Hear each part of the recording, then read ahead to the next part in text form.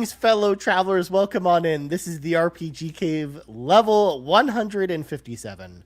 I am one of your hosts, the level 199 human Dark Lord, Ryan Turford, and I am joined, as always, by the level 199 elf battle alchemist, Dr. Garret Bland. How's it going, Garret?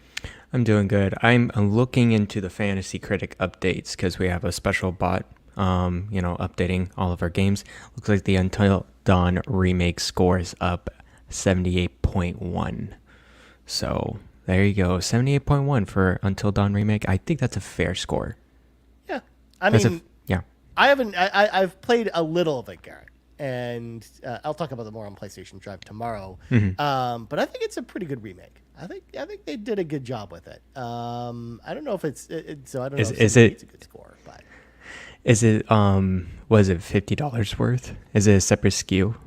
Or whatever? It's a separate SKU. So I think that they redid the whole game in Unreal Engine 5, and it's like a full remake. It's not just like a remastered version or anything like that. So like that's the reason they're charging for it. And I think it's pretty cool. I'm just more happy, Garret, that my pick that was counterpicked in the Fantasy Critic League, Silent Hill 2 remake, scored pretty well. So you picked it and someone counterpicked it. Yes. Oh yeah, that went really well. I was surprised how well that went. I was gonna say I Antics picked up Echoes of Wisdom, which was an 86, but then Silent Hill remake he counterpicked from me at an 87. So they just kind of equaled each other out. Oh man, they just cancel each other out. Yeah, feel bad for the people who counterpicked Silent Hill 2. I was hesitant to counterpick that only because it's Silent Hill 2. Right. And it's just like, well, I mean, Bloober Team is Bloober Team. They're fine, but they have a blueprint right now with Silent Hill 2, and so could have gone either way. I've talked about it on PlayStation. I mean, again, I will tomorrow, but I thought from the first time we saw the gameplay trailer, I'm like, oh, I think this game's actually going to be pretty good. So, and I'm glad that my faith was rewarded with actually a pretty good game because I'm a huge Silent Hill fan, Garret. So I'm so excited to finally play it, and it comes out tonight at midnight. So I'm going to be playing. Nice. It. So. And Diablo 4 Vessel of Hatred, pretty good score too, in 86. So yeah, and that's actually a role-playing game, which is relevant to this show. I guess it is, yeah. So there you go. I just wanted to get the rundown of Fantasy Critic. So well, we're in October as well, Garret. Where all the big games are starting to come out. So it's one of those things where it's good to check in every once in a while with Fantasy Critic. But anyways. This is the RPG Cave where we talk about RPGs all the time, except for when we're talking about Fantasy Critics. So let's clear the dungeon so we get to the raid boss as quickly as possible. So folks at home, if you want to support the show, there's a number of amazing ways to do that. Number one, if you're watching the live stream right now over at youtube.com/carpoolgaming or twitch.tv/carpoolgaming live. Yes, even though the month of September is over, folks, we actually will be continuing to stream the shows on Twitch. Because of your support, because people seem to really like the fact that we were simulcasting on Twitch and on YouTube. So as a result, we will be continuing to do so. So make sure to check us out, twitch.tv/carpoolgaming live or youtube.com/carpoolgaming, depending on what you prefer. And of course, making sure to of course, follow us on either one of those platforms or both. You can follow us both on Twitch and YouTube. And then, of course, if you're watching on YouTube, of course, making sure to like the video. Let us know in the comments below what you think about role-playing games on your commute. We would love to hear from you. Also, if you're listening on audio feeds, don't forget to hit that subscribe button as well, or leave us a nice review or rating if you're listening on Apple Podcasts or Spotify. That helps the show get discovered.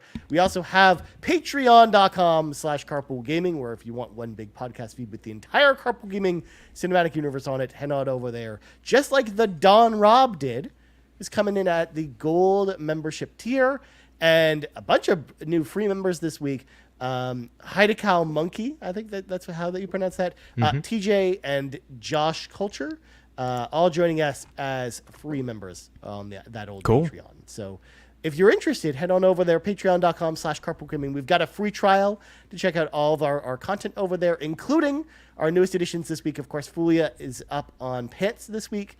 And then a pilot episode of a new show called The Mini Indie Van is live now as well, which is also another Fulia show all about indie games. Fulia's just handing out the content left and right. Super cool. Just handing it out to the good people. So make sure to head on over there. Also, we, of course, since September has finally come to an end, we want to acknowledge the final leaderboard for September. All those folks who gave over 5+ subs over on Twitch during the month of September. Tim Paullin with 15, Jinsu 3000 with 10, BobLoblaw with 10, Tony Baker with 5, Yon32 with 5, Rizzle 2929 with 5, Mitchell Power with 5, Bowser with 5, and Sean Capri rounding out the list with 5. So shout out to everyone who supported us during the month of September. And now, Garrett, it's time to hear from you, man. What you got some things for me this week? I got some things for you. I wrote them down. Hold on. Just making sure I don't forget about them. I got like 4 tabs open. Hold on. That's so many tabs. That's so many tabs, Garrett. Sorry, not tabs, windows. I have like multiple tabs. That's even crazier. That power of Google Chrome. How we'll be able to handle this? Yeah, I don't know. My laptop is not blowing up, so at least that's good. Last night, Ryan, what I forgot to do? What? What'd you forget to do? I forgot to do laundry, and so I stayed up late last night doing laundry so I can get some fresh clothes, take a shower, whatever. So I was up super late. I went to bed like 2:30 or something like that. But I played Final Fantasy 7 throughout that time. So I'm a good ways in. So I'm at the point of Gaia's Cliff. Okay. Okay. I know where you are. So like Ice Glacier, I got that materia, the Alexander materia. Okay. From that Snow Queen, and then I'm just going up north, following Sephiroth still. So that's we'll what see you do. how That's all you do in that game. You just follows. Of course, there's the big upset, the big thing. So yeah, I'm looking forward to the end though. This is. I was gonna say like you're at the point where you're like about halfway, I think, to the end. It looks a little bit more than halfway when I'm looking at. When you're looking at the guide. Read playthroughs and also video. Like I'm more than halfway. I'm like 2/3. Okay. Mm-hmm. Oh jeez. I haven't played the Final Fantasy 7 in so long, Garrett. I'm forgetting. I'm forgetting how long that game actually is. Maybe the end game. There's a lot more side content. I don't know. Well, I was gonna say there's a lot to do before the final battle, and you can kind of just pick and choose what you want to do, kind of thing. Got it. Yeah. Sounds good. That's a lot of RPGs. A lot of RPGs are like that. Yeah, for sure. RPGs in particular. So. But yeah, chugging along. Am I still in Rebirth timeline? No, you're past Rebirth. I'm past Rebirth now. Okay, cool. Yeah. Nice. No. Yeah, it seems like it's because I see actually in the game end of part 1. I'm like, I hope there's just 2 parts because that's a big part 1. Well, I was gonna say you finally finished disc 1 of 3. I see. Yeah, because if you were playing on the PlayStation 1, Garrett, that you would have had to physically take the disc out of your console and replace it with another one. I never had to do that, to be honest with you, in my gaming life. I may have, maybe with PlayStation 1, I mean, I had a PlayStation 1, but I never had a game big enough, like, you need to take this disc out and put this disc in order to play more. That just shows that you didn't play enough JRPGs on the PlayStation 1, Garrett, because all of them were like true. that. Like almost all of them had like at least 2 discs, if not 3 or 4, that you had to then swap out as you played through it. Mm-hmm. Yeah. So number 2, big transition for me. At work, I had to transfer my Windows PC in for a MacBook. Oh, you're one of us. So, I got a MacBook. This is my first MacBook ever. Oh, I hit my headphones. It's all good. If mine was in arm's reach, Garrett, I would have joined you, but it's across the room on my table. Yeah, I have to get used to this thing. So, you got to get used to the gestures, like using your 3 fingers on the touchpad to then swing between, your different screens and stuff. That's true. I did get a dock, so I have 2 monitors here, so I'm able to work pretty well with that. But yeah, the 3 fingers gesture, I understand. It's pretty nice, actually. Just like, okay, let me swipe. Okay, let me choose the tab or the window I want. Yeah, when you basically. get used to it, it's actually pretty nice. It's just, yeah, there's a little bit of a learning curve, especially if you've never used a Mac before. Especially because you're just like, you go to install a program for the first time, and then you're like, oh, why is this like a item, like a device that I need to eject from my desktop? Yeah, I had to do that was an experience. And then I looked up online. You just click and drag, and that's an application now. I'm like, Yeah. sure, okay. That is how that works. You literally like just drag the icon for the most part on a lot of these, unless it's a DMG file, and then you actually have to run it and install it. I ran, and so I had a DMG file, and then that got mounted as a disk. Right. Yeah. And then I opened it up, and then it gave me the option of like, here's the application. Yeah. And if I double click it, the application runs. I'm like, but I want it on my desktop, so I literally had to click and drag that. Right. So, Yeah. Most DMGs, like when you open them, they'll like open a window, Garrett, and it'll have like the icon for the program, and then an icon for your applications folder, and then you just click and drag it from there to there, and it goes in there and it installs it. Anyways, I had to transition because I needed applications that were able to install on a MacBook because it's a Unix environment or syntax. So, Right. anyways, MacBook, can't wait. Yeah, I mean, go I through have that. one for my job too, because like if I need to remote into a computer that's in the office from home, as an example, they're all Mac computers at the office. So Interesting. that's kind of how that works. Because I've been using Macs for my job for like 12 years now. That's probably the first time I heard a company or organization like wide like it is all MacBook. Like my company's still mostly Windows PC, and in every company and even my education, Windows everywhere. I see MacBooks, here and there, but it would be like majority Windows. So it's interesting to hear a company is like, hey, we're all MacBooks. I was like, Yeah. all right, cool. Nice. Anyways, third thing, during my commute, and this is why it's relevant towards the subject, because I have a new commute to work. I literally have to take the bus line connection to the BART station that's in Oakland, downtown Oakland, take the BART down to Powell Street in San Francisco, and then take a bus to my work. And during that time, you know the bus from downtown San Francisco to Mission, you go through a lot of you go through like the IGN office, you go through like a bunch of different places. There's like a big hub there. I see the Capcom logo right there, the SF Capcom building. I see it every time on my bus route now. So And you're like, oh my god, there's a Rathlos over there. They're making the Street Fighters over in that building. it's like, guys, look, and then everyone's like looking at me like, what the heck are you talking about? Well, they're just like, oh, tourists. Pretty much. So, yeah, those are my three things. Okay.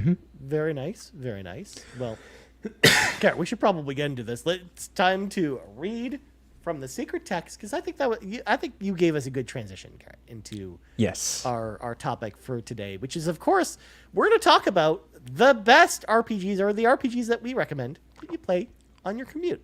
Like games we feel like are pretty solid recommendations for if you have to travel to work every day, like Garrett was describing. What games should you be playing on the road? Now, full disclosure, Garrett, because it sounds like you actually play games on your commute sometimes. Yes, I do.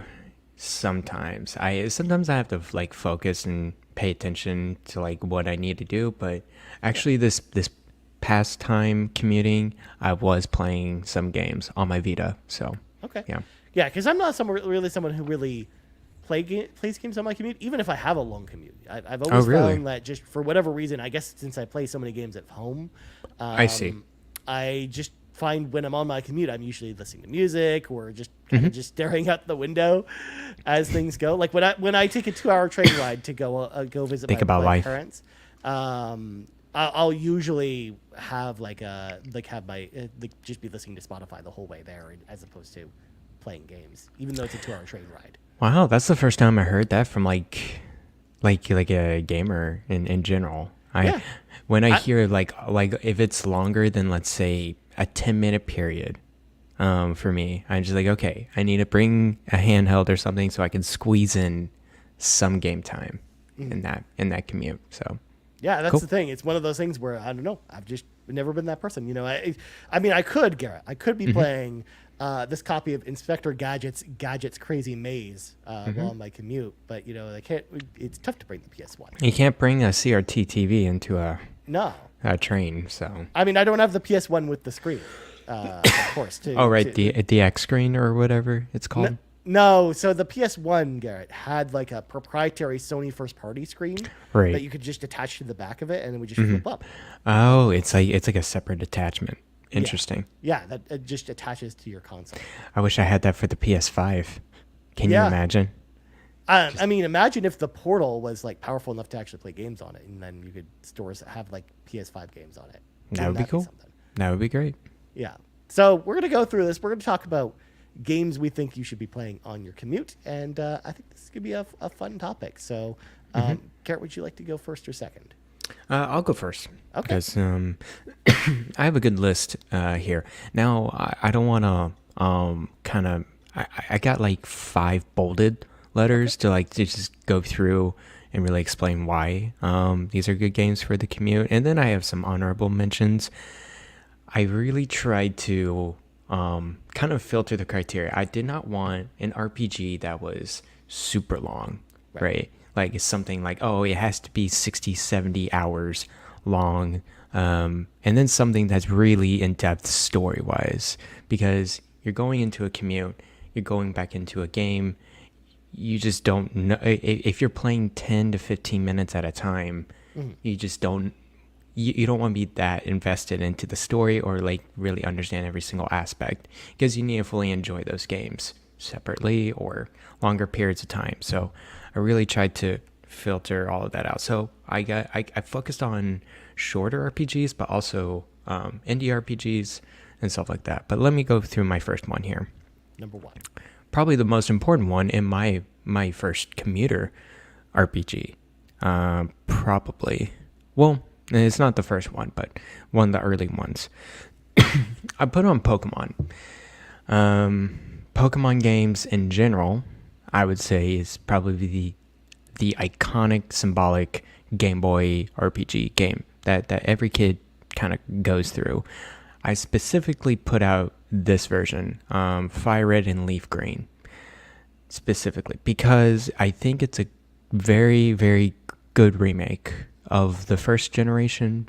It adds in a lot of quality of life stuff that was in, I think that was Gen 3 at the time.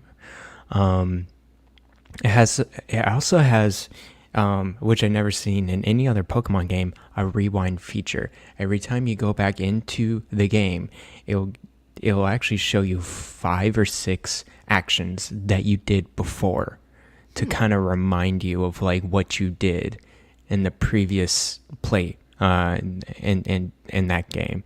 So I thought that was interesting. It does add a lot more content to the game. That has Orange Islands, stuff like that. Yeah, that's Fire Red and Leaf Green. It's literally fire. I'm sorry, it's red version and blue version story. Just in a third gen. I love the pixel art of this Pokemon game specifically. And so yeah, I got to get a shout out to Fire Red and Leaf Green. I was obsessed with this as a commuter RPG. I brought it with me, Game Boy Advance, little old Garrett, 4th grade, to elementary school. Okay. I brought the guides, so yeah, this was definitely at the top of my list. Nice. Yeah, I mean, it's one of those things where like I knew, Garrett, coming into this, you'd probably have Pokemon games on your list, so I didn't want to bring too many into. I didn't want to bring any Pokemon games into this, but I knew like Pokemon games for that reason from playing them are very much like almost all of them are really specifically designed for short bursts of gameplay, anyways. So for the most part, you can kind of play them with you a little bit. It's tougher with the old Game Boy ones because they didn't let you save everywhere. Right. So it was tougher to. But I think by the time we got to the Game Boy Advance era, developers were learning, like, hey, if you can kind of save at all points, and you're not kind of like stuck in between zones if you have to put your Game Boy down. Yeah, you can save, and then the Game Boy Advance version, you got to the point where we had the clamshell SP. Right. that was revolutionary as well, where you can just close up your game and it'll actually conserve battery on Like that. it'll put it in sleep mode. It'll put it in sleep mode. And I was like, you never could do that beforehand. So Right. Yeah, especially with the OG Game Boy Advance as well. Like you actually had to put, actual batteries in it, like your typical AA batteries in it. So yeah, that's a good pick. I think Pokemon games again, just in general, even if it's not Pokemon Leaf Green or Fire Red, I think I think most of them actually kind of fit this bill. For sure. Yeah. So my first one is going to put up, and I'm going to also kind of mention my criteria a little bit here because it's a little bit different from yours, but not too different. Because you're right. Like I think like getting a game that's super bogged down in story is probably not the right move. But at the same time, there are games I think that have good stories that are specifically designed with portability in mind. That I actually think kind of fit this okay. But I also think like when I look at a Commute, like I'm not like I said, like I feel like I wouldn't take out a game console even if my Commute was under half an hour, I think. So I kind of framed it where you can get in and out of the game in half an hour, or, you can get to a good saving point or get to a good like conclusion point before having to stop playing. So that was kind of how I framed my list a little bit. Cool. So it'll be I think it'll be a little bit different from yours, Garrett. Starting things off with my number one pick, if you have a PlayStation Vita around. Oh, yeah, I do. I've talked about this game a ton because I love Vanillaware, but Dragon's Crown is my first pick for this list. Of course. Because that's such a great portable role-playing game, Garrett, that that each of the missions only take about 7-10 minutes to complete, even on the hardest difficulty. It's just a really fun beat 'em up action RPG. The story itself, you have goes by very quickly because again, the game is not really focused on the story with it being its primary element. And this goes into what you talked about, Garrett, where you're never really sitting there going to get stuck with a cutscene because for the most part, like I said, the story takes like 5 minutes or less per cutscene, really.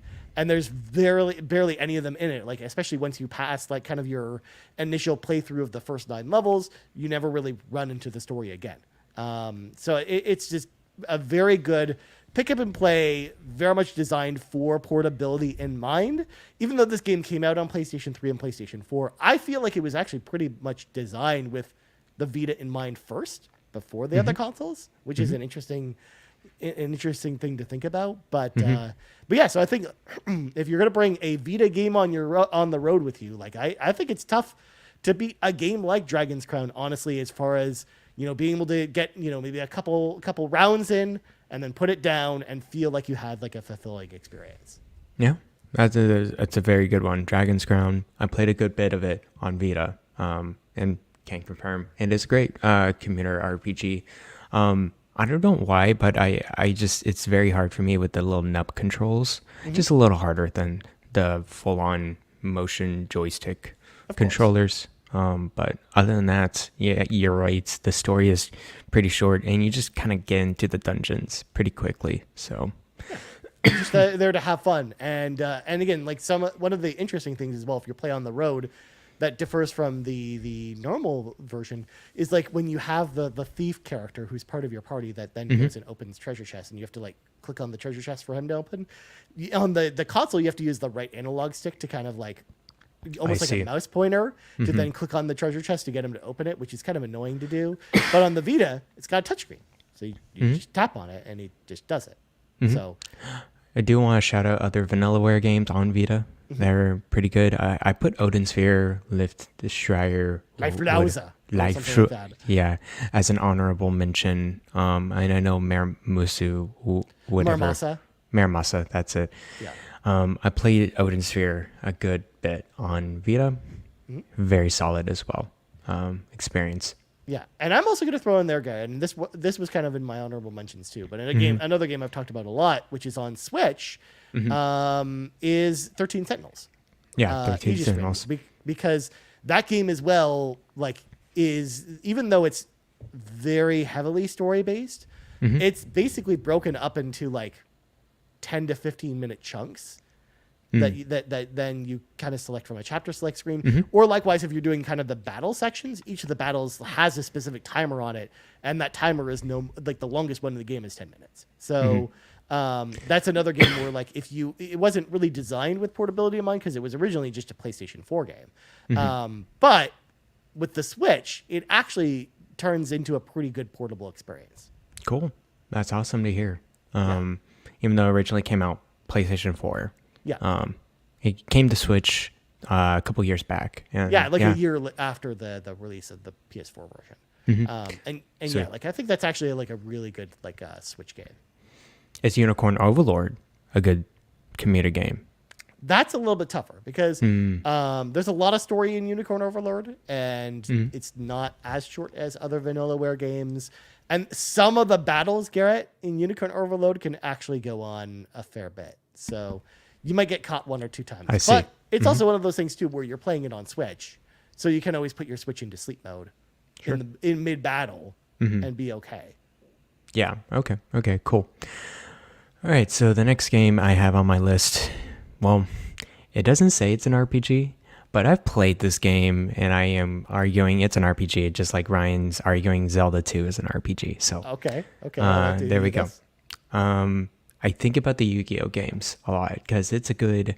Other than I think Magic's better mechanically, in terms of story and characters, whatever. Yu-Gi-Oh is pretty good though. In terms of the anime and going through the lore behind Yami Yugi, I really enjoyed that. So I'm putting in this Yu-Gi-Oh game into the mix as a good commuter RPG, Nightmare Troubadour. It's a DS game that came out in 2005. It was the last one that was for the first season of Yu-Gi-Oh! So it has the original kind of gameplay. It doesn't have any weird black-white cards or whatever they're doing these days. But basically, you go throughout the story as a separate character, a different character, and you just battle it out throughout that tournament that everyone else is battling out too. There's a story to it. Excuse me. There's not levels per se, but you do get cards to progress your deck. So I can see that as more of a progression rather than having an actual skill set or leveling as well.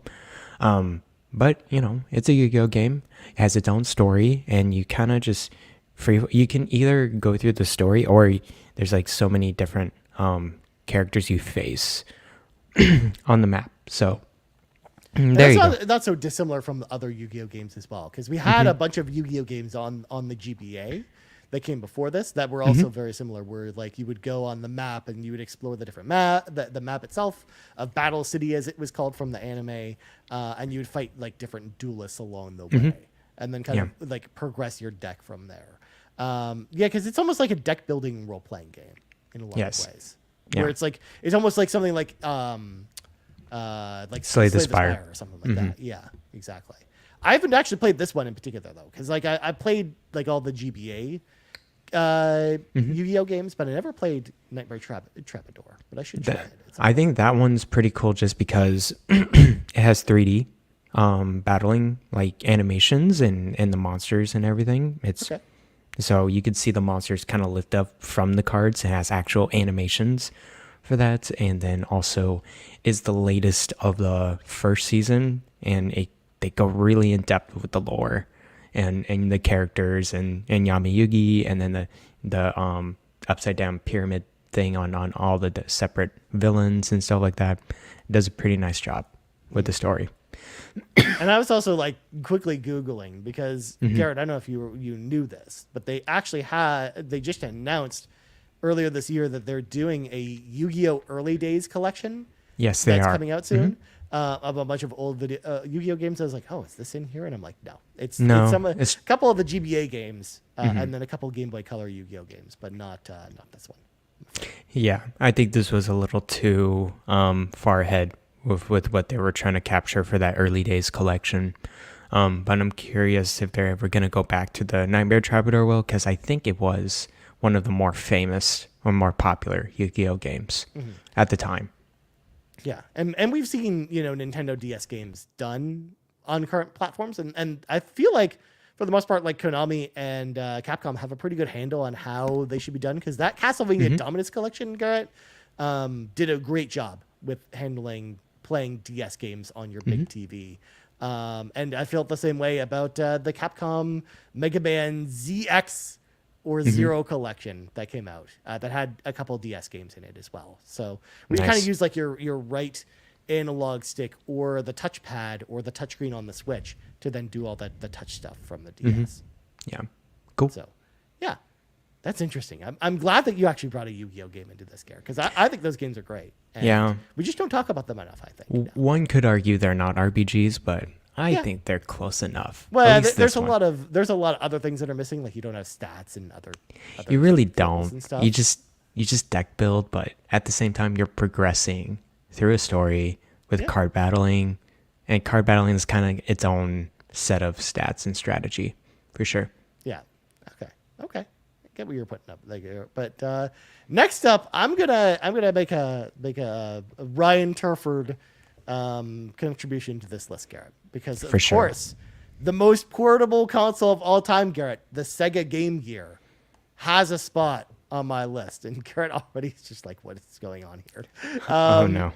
So this game also is available or it was when the store was still open, on your Nintendo 3DS in the form of Shining Force, the Surge of Halja, because of course I'm picking a Shining Force game to go on my list. Of course, this is the Game Gear designed Shining Force game, Garrett. But the reason why I think this actually fits this list, one, because as you know, Garrett, from someone who's played the first Shining Force, there's a story, but it's not like super heavy. Like you can get through the story pretty quickly. Like the cutscenes, like this, it doesn't keep you in the story for that long. Like you may be hostage in the story for 2 minutes maximum in almost every case, other than maybe a couple of small instances where you might be held for 5 or 10 minutes as it goes through the story. Like the story, it goes through the story at a brisk pace is what I'm trying to say. It does. Yeah. And that's even more true for Shining Force, the sort of Haja for the Game Gear, where it actually is basically a full-on Shining Force game that was developed specifically for the Game Gear in mind. And it was actually one of the games that was kind of remastered as part of Shining Force CD. So it's actually kind of like a pseudo sequel to the original Shining Force, where you're kind of playing as like the kids of the characters from Shining Force as they form a new Shining Force as they go to kind of pick up the pieces after the events of the first game. And cool. You're kind of, back in the Runefaust Empire, and you're fighting a bunch of demons and stuff. It's pretty cool. But the battles themselves go very, very quick. Like most of the battles, you're done them in about 10 minutes or less. And then you're kind of just on to the next thing. And it's also a fairly short game too. Like it's not going to, overstay its welcome. Like when I think about strategy role-playing games on the go, Garrett, like the only other option I might suggest is something like Fire Emblem Heroes on your phone. But I didn't want to do that because I think Shining Force, the Sword of Haja, is actually a really well-designed portable role-playing game that has the portability in mind, that it's designed to be played on the road. And just be played in very, very short bursts. So I definitely had to include it here. One, because again, it's me and it's Shining Force. But two, honestly, I think it's actually one of the more compelling games on this list. And again, it's one of those things where I wish people could still buy it on your 3DS or your 2DS XL, like I'm holding up here. Yeah, they closed that store down. They sure did. And there is no way to get that any other way, which is too bad. That's rough. Well, you can grab a Game Gear, y'all, and grab a physical cartridge of this one. I wonder what the pricing chart for that one is. It's expensive. It's expensive, especially after the 3DS store closed. It actually shot up in price. And it'll probably run for 10 minutes and then die. Yeah, of course. Well, famously, Garrett, a full pack of 8 AA batteries on your Sega Game Gear would run you about half an hour. That's insane. Yeah. It's so bad for the environment too. It is. No, a lot of times when I was playing my Game Gear, it was me up against the wall playing using the power cord plugged in, essentially, at home. That's a cost-saving measure. Like, you don't want to bring that out on the road, but interesting. Okay. Yeah. That's why, honestly, if you're playing on the Game Gear, you're right. Probably not a great option, but with the 3DS, if you actually managed to pick it up before the store closed, I actually think it was like a really, And really good option. and it's literally the Game Gear game in the eShop. It was like one of those classic Yeah. selects. Okay, Yeah. cool. And I'm also going to just go on a limb here, Garrett, because again, you've played Shining Force before, so you can probably back me up on this. But I also would argue that Shining Force 1 and 2 on the Switch store, I also think are actually good options too, because Yeah. they're kind of similar in that way as well, where the battles themselves are very quick, the story itself is very quick, and you can just play them on the Switch pretty easily. Or Steam Deck or Steam Deck. whatever your choice.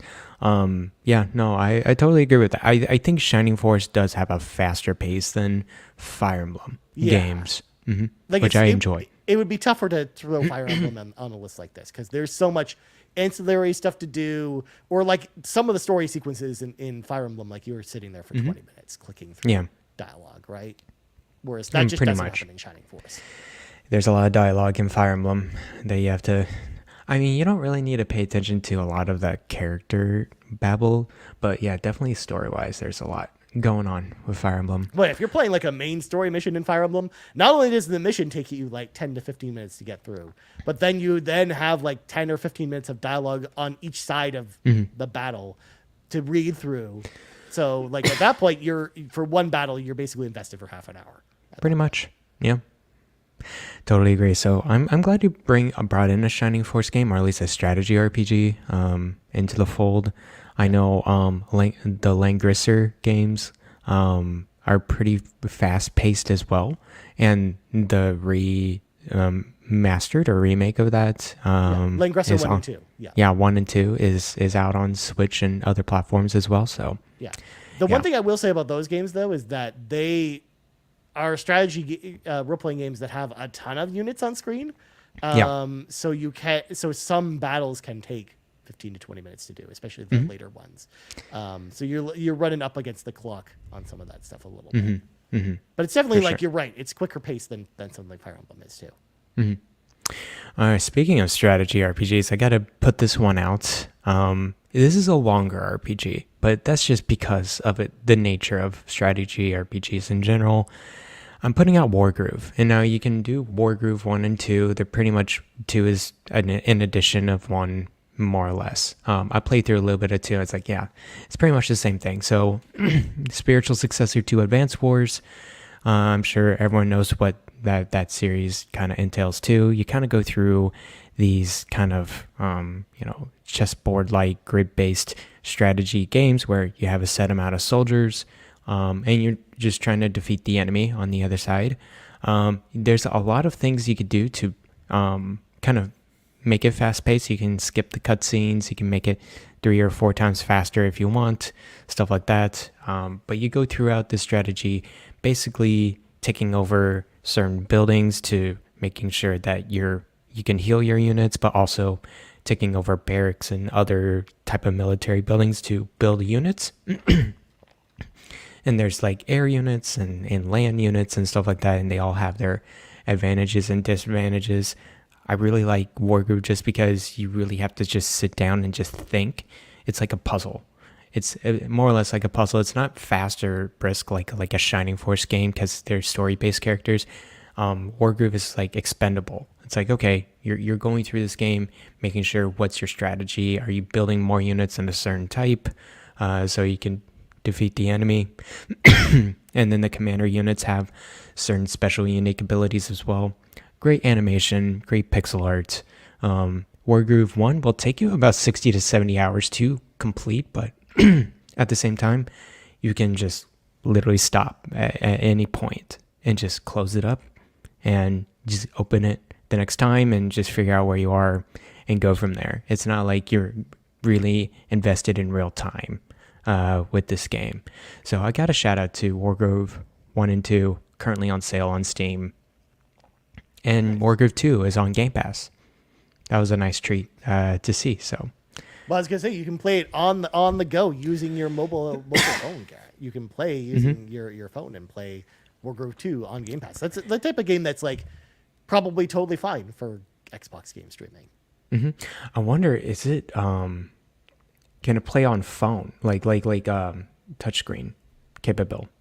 That's a good question. Maybe it might. I'm gonna check that out real quick. Yeah, because that's the type of game too that might actually play better if you play with the touchscreen versus playing with the controls. But yeah, Worker is a good one. Like I haven't played that game, but everything I've heard or seen about it seems to suggest exactly what you're talking about, where it's really designed with very, very compacted and short battles, and definitely good for a commute game.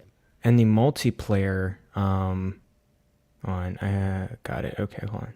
Oh, you do have to connect to a controller for the mobile, but the multiplayer is pretty nice. It's asynchronous, so you can kind of just get in with like a buddy or multiple buddies, cross-platform, play your turn, and then it doesn't have to be everyone have to be there at the same time playing the game. You can come back at it any time and see if it's your turn again and go through the game. So I think that's pretty cool as well.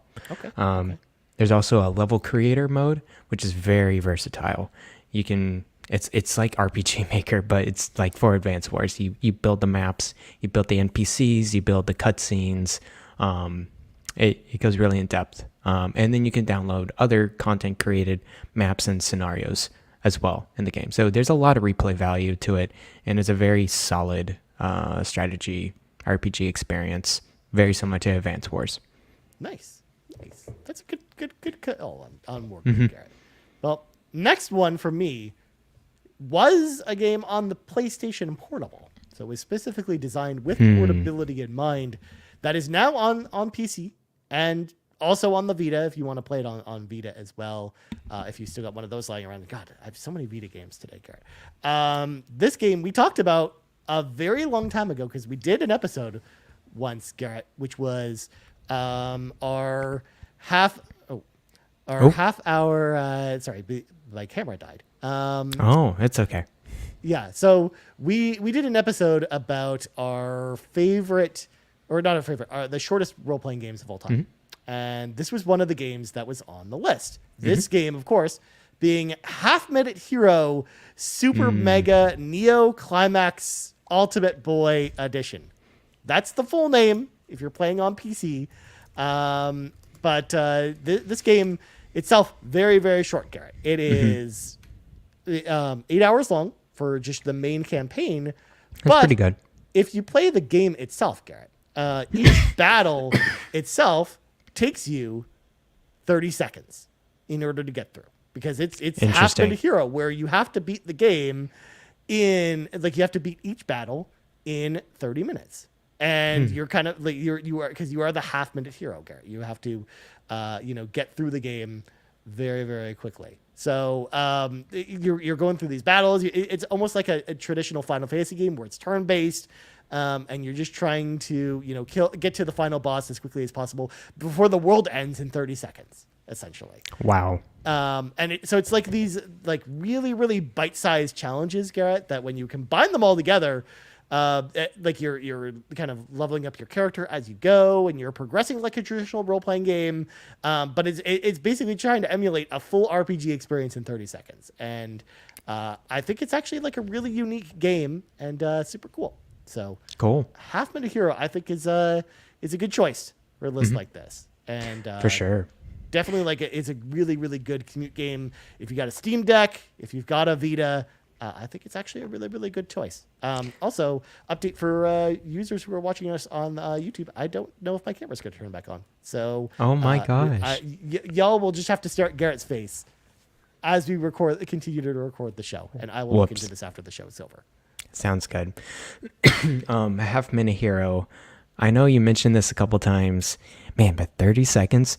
Is it like kind of there's permanent upgrades in between and then or story beats, or is it just like you go from the very beginning again? And so it's kind of like a roguelike in some ways, where you're basically like playing through a lot of the same sections over and over again to kind of like level up your character, get new upgrades, and then get to the end of the 30-second segment alive and to kill the final boss in time. So you're kind of upgrading your character as you go. So there is a lot of progression to the game.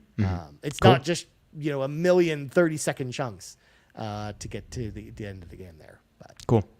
Yeah. Sounds good. That's that's really cool. I'll have to check that out later for sure on my Vita because I still have it and I still play it on the go. Nice. All right. Game number 4. Put it as a collection of games here. The Mario and Luigi games. I think we've mentioned this quite a bit before. I've been playing kind of intermittently the Bowser's Inside Story specific game that's great for the commute. Basically, it's Super Mario RPG kind of like advanced or not improved, but just like different stories of Mario and Luigi. They're kind of just these fun, quirky RPGs of Mario and Luigi with other side characters that are outside the Mushroom Kingdom, which I think is refreshing. The writing is very cute on a lot of these games. And you kind of just go through a fun little story as you go throughout. And I think the writing is actually pretty top notch. I wouldn't say it's like, oh, this is high caliber writing, but it's more like this is a quirky, full of character. I like kind of chuckle it's so much dry humor throughout these games. And they also have very solid RPG mechanics. They're pretty easy to do. You kind of just go through very similar to the Mario RPG game where you have these kind of timed actions for each of your attacks and make sure you just hit them at the right moments and you're good to go. It doesn't really penalize you if you mess up so much, but as long as you kind of do the basic attack prompts, you're pretty much good. And they're all on the 3D. There's some remakes on the 3DS. They're on Switch too, at least a couple of them. Partners in Time for the GBA. So yeah, I would highly recommend Mario and Luigi games for your commute because I think it's very easy to pick up and just get into and then figure out, just kind of go through a maze or through a story, beats and stuff like that. So I think yeah, that's my 4th recommendation for the commute is the Mario and Luigi games. Yeah, I think that you're right, Garrett. They're like specifically designed with portability in mind. And again, we saw that a lot with a lot of GBA era role-playing games start to be designed that way. And I think they did a good job with that. Again, I haven't played all those games. In fact, there's a lot of them I haven't played yet. But I think like they for the most part, I think they do a pretty good job at being like good games you can play on the go. I would highly recommend if you have a 3DS, you can get the physical versions out there. I would grab them as soon as you can before they get too expensive. Because yeah, there's nowhere else to buy those either. Especially the Bowser's Inside Story one, very good. And of course there's the Dream Team, there's Partners in Time remake as well on the 3DS. They were criminally underrated, I think, at the time too. No one was really playing so much of these games, but now that they're kind of lost on the eShop and there's no way to play them on the Switch, it's just like, man. And then anticipation of the new Mario and Luigi game coming out later this year. Yeah, I would just check them out if you haven't yet on the 3DS. Yeah, there's some good ones. But all right, Garrett, my next pick is one that comes from the same developer as the Shining Force games that I know that you were not the hugest fan of. But I would argue that this kind of fits into a similar mold that you talk about with Mario and Luigi, where I actually think that this game is like a pretty good portable game. And that game is Golden Sun. I actually think the Golden Sun games on the GBA and also now on the Switch, because you play it, you can actually save anywhere, even like not just on the game cartridge, but then also using the save states on Switch.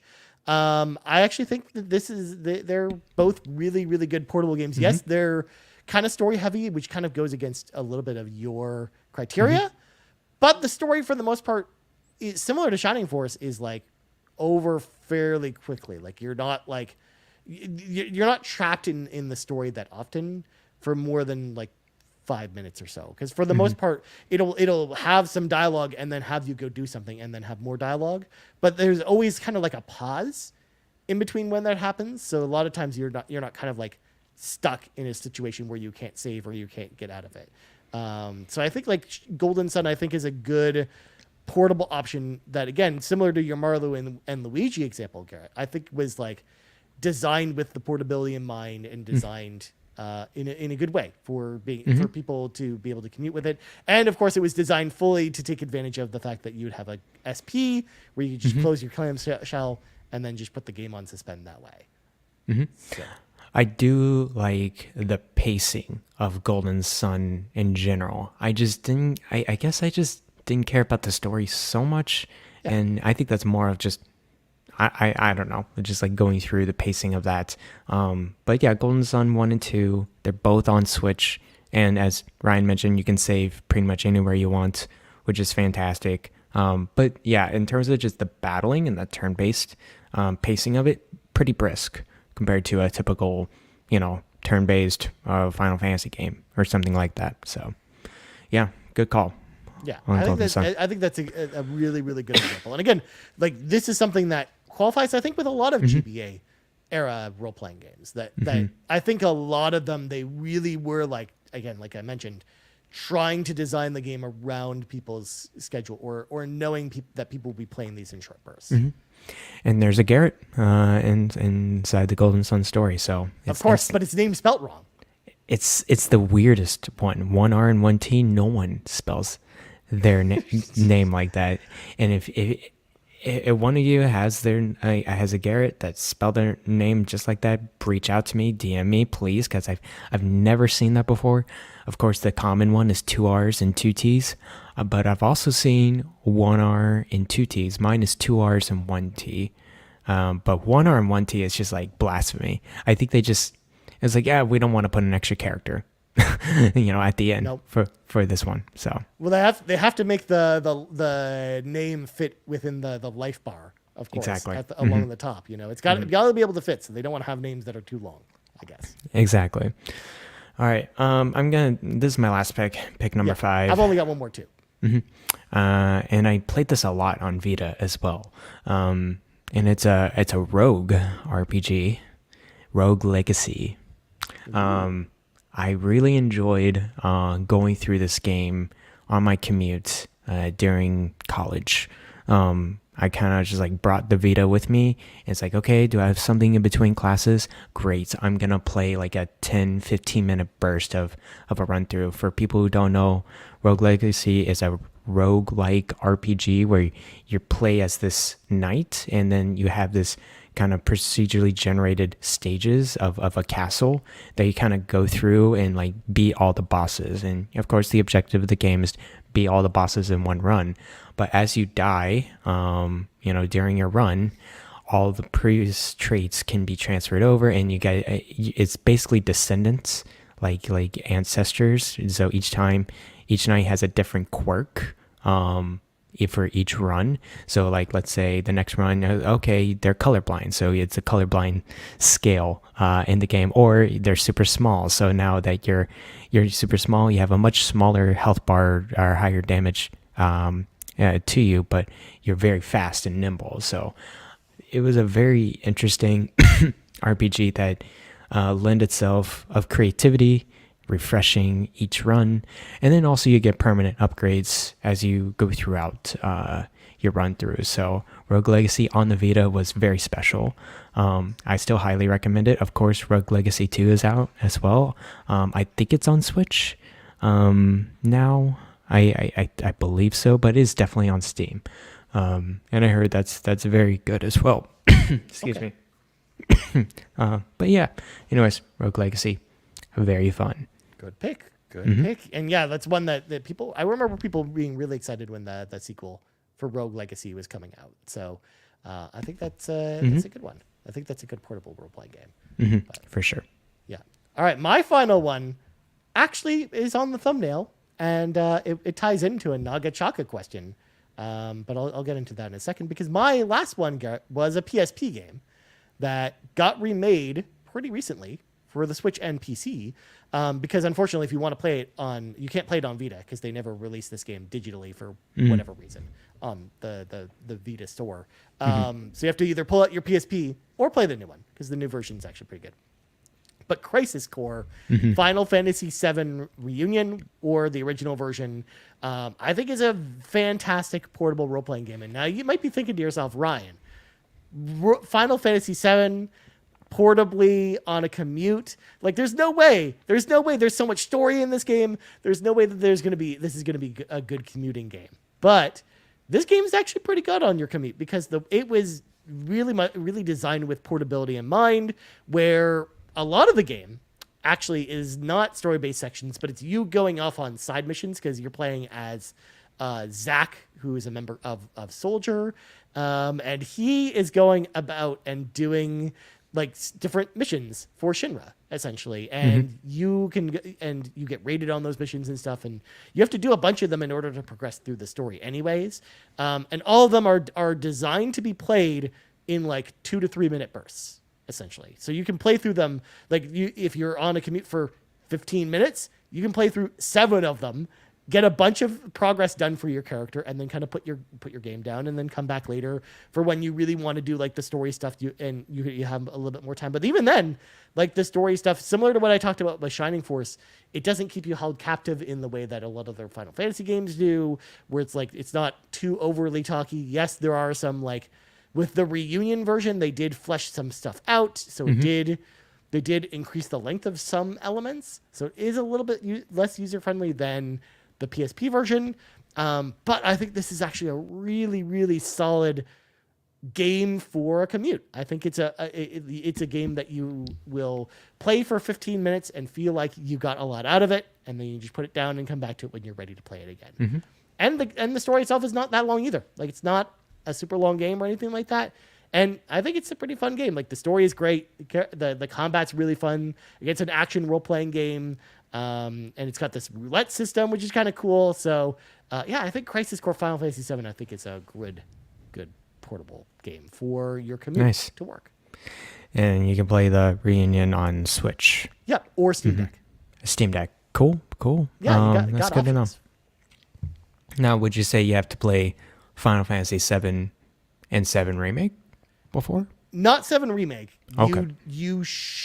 I mean, I will say that it does spoil some things in 7 that you would not want to leave unspoiled for you. Got it. And it hits a lot harder if you play 7 first. So, Sounds good. I think that's the way to go, especially because it's like talking about like you're exploring not only Zach's story, but also a little bit of Cloud's origin story in it. Yeah, I still have no idea what Cloud's doing. Yeah. Oh, you will. Apparently I will. Because every time I'm just like, okay, what's he doing? Is he okay? That type of question. So, anyways. Yeah, exactly. Like it has major spoilers for the original Final Fantasy VII. So I would say like you should play at least the original Final Fantasy VII first. Cool. Or again, like they've already kind of spoiled said story thing in Rebirth, even though it happened much later in the game. So I see. Okay, yeah. But cool. I won't get into it. If you know, as one might say. Right. But Nagachaka chimes in and says, "Hello there, friends. Despite having my spirits broken for my failed attempt at the Final Fantasy VII Rebirth Platinum, I just started Crisis Core Final Fantasy VII Reunion. Have either of you played it? If so, are there a lot of mini games that will break me?" So, as I mentioned, I think I've played it. I've beaten this game. I beat it on PSP back in the day because I still have my PSP copy.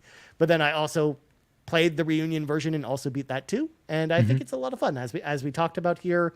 And there are not mini games in this one, but as I mentioned, there are those shorter kind of missions that are designed to be done in like 2 to 3 minute windows. So no mini games really this time around.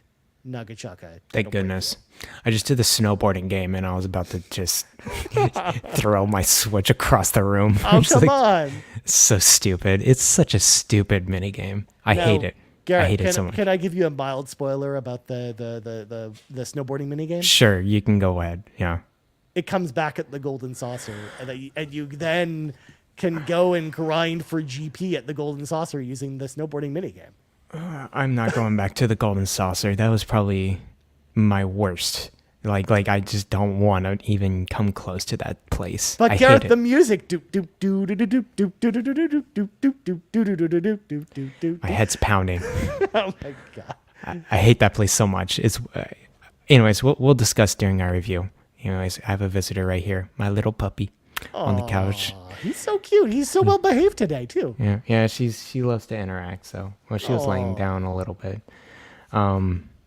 Anyways, yeah. Okay, cool. Crisis Core on the docket. Backlog for me. I was gonna say you don't need to play this one anytime soon, Garrett. You can just worry about playing Final Fantasy VII, and then we can go from there. But we got a couple other suggestions for Commute games from the NPCs, the non-podcast characters. Skycatcher Reflectin saying Commute RPGs. I'm thinking Voice of Cards, the Castlevania games, especially the GBA ones, and of course, Pokemon games. So it's pretty good. Yeah.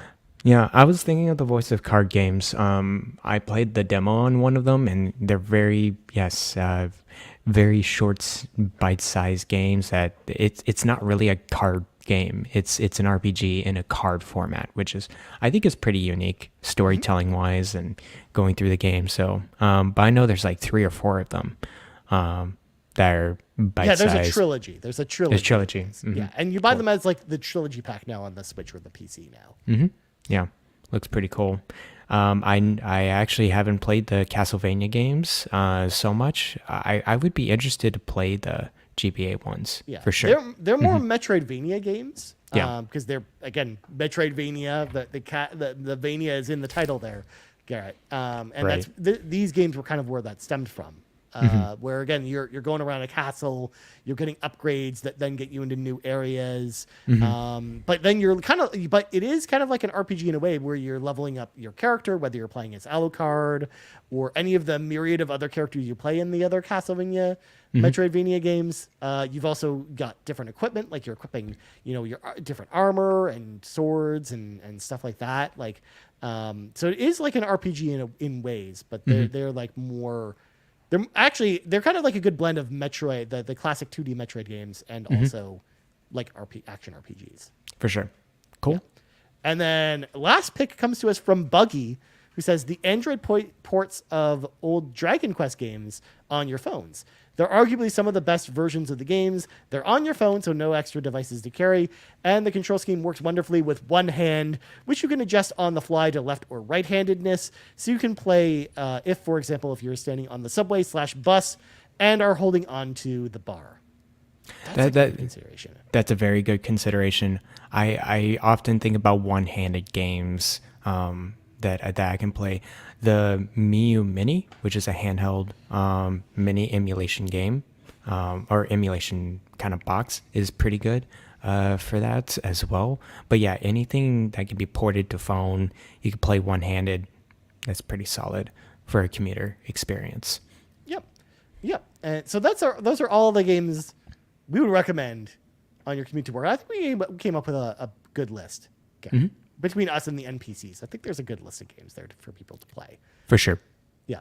But then, Garrett, we got 2 final questions to round out the show from the NPCs. First up comes to us from Croco Kyle, who says, if you could play only one, capital letters, subgenre of role-playing games, i.e. action RPGs, turn-based MMOs, JRPGs, etc., for the rest of your days, what are you picking? So, Croco Kyle, I hate to do this to you. But you made a critical error here, because in your list of subgenres, you listed the word JRPG here, and JRPGs can both be turn-based and action RPGs, as we've talked about on the show before. So that's the cheaty answer. You could just pick that, and it encompasses pretty much every role-playing game that's out there that's made in Japan. Okay. At least that's the way I look at it. But that's a good point. I'm not actually going to pick that as my answer, because I feel like that would be cheating. But I just wanted to put out the flaw in your logic, Croco Kyle. Honestly, I think for me, it's probably, if I could only pick one, I would say probably turn-based. Because, I love turn-based role-playing games. There's one very exciting one, Metaphor, which is coming out very soon, which is a turn-based role-playing game. And we got the Persona games. I also think, turn-based role-playing games could maybe include something like strategy games, but I'm not going to throw that in the mold. I don't know. There's just something about turn-based role-playing games, Garrett, that I've always really enjoyed ever since the moment I started playing role-playing games. So for me, that's always kind of been my de facto favorite. And I think that's probably going to be my answer. But what about you, man? I think, it's a pretty obvious answer for me as well as turn-based. But as you said, I'm trying to think of a Western turn-based role-playing game that's like the top of my mind. The only things I can think of are CRPGs, like What like about the Baldur's hit Gate 3. game, hit game, The Lord of the Rings: The Third Age on the Nintendo GameCube? I think I'll be fine not ever playing it in my life. So, but yeah, no, easily turn-based role-playing games for me as well. I think I really like the pacing and just sitting down and just thinking about, okay, what's the next step? What's the next turn? And there's so many varieties and flavors with turn-based role-playing games. I think I'll go with that as well. I think if it's like, hey, you got to play one genre for the rest of your life, I'm like, all right, I guess I'm playing turn-based role-playing games for the rest of my life, because I really enjoyed those for sure. And they're they're meaty and they're long, but also they have tons of story. They can be they're very versatile. They're very flexible, for sure. Okay. And then last question of the week comes to us from Ryu, who says, if you had to set one RPG as your quote unquote, you have to beat this game before you play any other role-playing games, unquote, what game would that be? So I guess what is the game that you're kind of forcing yourself to the top of your backlog? Because for me, I've talked about it before, and this is when I started to play, and then other things in life came up, and I had to kind of put it down. And this was very recently, like last week, essentially. That game is Shining Force CD. That's a game that I've never finished, and I started playing and was really, really enjoying it. But then, I couldn't. I had some other stuff come up, and I couldn't. I had to put it down, and I haven't gone back to it since we're in spooky season, Garrett. So I'm playing. I'm watching spooky movies because I watched a couple horror movies last night. I'm getting ready to play the Until Dawn remake today, Silent Hill 2 tonight, and then it's gonna be time for Metaphor next week. So it's just like, do I want to just play Shining Force CD right now? Probably not the right time for it, but. This is a game that's like top of my backlog. It's like the next RPG I need to play before I kind of start anything that's not like brand new coming out. But what about you, Garrett? I kind of interpreted this question a little differently. I thought of it more as like, I'm recommending someone is like, you need to play this RPG before you play any other RPG. Oh, that's a good way of interpreting it. Yeah, I didn't even think about it that way. But I understand your interpretation as well, so I'll go both ways. I think Okay. The ones that are like in RPG, the top of my mind that I need to play was Final Fantasy VII OG. And so that's why I'm going through it right now. Of course, there's a lot of older RPGs I would love to go through, like the Dragon Quest, at least one of them, Dragon Quest 7 or 8 on 3DS. I'm just trying to think of like classic JRPGs. I would like to go through a PlayStation one, like Legend of Dragoon or something like that. Kind of these quintessential RPGs that shaped in the late 90s, early 2000s. They're really on the top of my mind compared to what it is today. Now, the RPG that I do recommend anyone to play first, I don't want to force them to say you have to play this RPG, but I'm like, okay, this one ages very well, and you'll understand RPGs from then on. It's basically Chrono Trigger. I think that one ages pretty well in terms of just pacing, getting into combat. It's a great story, and it's made in the SNES period, but it's still I think it's still very fast paced and very relevant today. There's not really much quality of life stuff you can put upon it in order to make it even better. Although I will argue, Garrett, before you get off that plane, because that is like the Nintendo DS version of Chrono Trigger. I feel like they added some really good quality of life improvements to that particular version of the game, where I think like that's like the version I would recommend people play, because like you're right, it's a game that only ever really needed minor quality of life tweaks, and it got them with the DS version. Yeah, definitely. But yeah, Chrono Trigger is the one that I always say to people, is like, hey, if you're getting into RPGs, I mean, of course, I'll say Pokemon as an entry level is a good entry level kind of series, but I know a lot of people that are RPG fans that are not Pokemon RPG fans as well. So I would say Chrono Trigger is one of the kind of the legendary-ish JRPG that you should probably play. And it's not a long game, so you can go through it. Yeah, that's actually like a really good one. If you're doing like an overall role-playing game, Garrett, like I think like that's a really, really good option is Chrono Trigger. Like it's a timeless game that no matter what era you play that in, that game will still continually just be good. So yeah, that actually would probably be my answer too anyways, if I interpreted the question that way. Because like if you've never played Chrono Trigger before and you want to get into Japanese role-playing games, like it's easily like the game I would recommend to anyone. Yeah. All right, that's going to do it for this episode of the RPG Cave. But before we go, of course, Garrett, we got to thank all of our patrons over at patreon.com/carpoolgaming, starting with our ultimate producers, Jonathan Brown, the man behind the music on the Xbox Drive and the PlayStation Drive. You can find all of his music over his link tree, linktr.ee/pme.jib. Cwagmire, who humbly reminds you that the best babes are Xenobabes, and TechMike, who he says, whether you're Kevesi or Agnian, you're a Xenobabe at heart. And yes, Cwagmire, I respect the fact that on the Discord you put in the proper pronunciations, but I will continue to just pronounce them how I feel like pronouncing them. Yes, please. Yes, for the huge thank you once again to all of our ultimate producers for supporting us at the ultimate producer level. Please make sure to support them because they're awesome. Links to all of them can always be found in the description of our podcast. Our platinum producers, Smokin Joe, Solo, the Captain, and Tim Paullin, and our gold members, Adam K., Anna, Awesome Dave 1337, BobLoblaw, Brad Moore, Brian Reese, Cecily Carrozza, Dan and Luma, Dannohh, Drellesh, Emily O'Kelly, Hoppel, Jan32, Ligerwoods 330, OldMrFrump, Patrice Mallette, Peje, Shin Erickson, TheDonRob, which is our newest gold member, by the way, the Jiggy Collector, and Toxic. Huge thank you once again to all of our patrons over at patreon.com/carpoolgaming. If you want to head on over there, hop in the card with us, head over there, choose the tier that's right for you. And now Garrett plugs go. You can follow me on Twitter at Blind Explosion. You can also find me on the Discord. I'm reading every single message that you throw on the RPG Cave Discord channel. Shout out, there's a brand new Avatar The Last Airbender RPG game coming from Saber Interactive and Paramount Game Studios. So I pray that this game is actually decent and not this game mill or this Platinum Games Bowl, stuff. I just don't like it at all. Hopefully it's so good because I love Avatar The Last Airbender, the show. It's very, very nice. And you can make a very, very good action RPG out of that lore. So, holding out hope. I mean, it can't be any worse than any of the other previous Avatar The Last Airbender games. Garrett. Oh, the Game Boy games. They were so rough. No. I mean, even just the home console ones, the Xbox 360 one, the famous one where you can get 1,000 gamer score in 30 minutes in that game, but the game's terrible.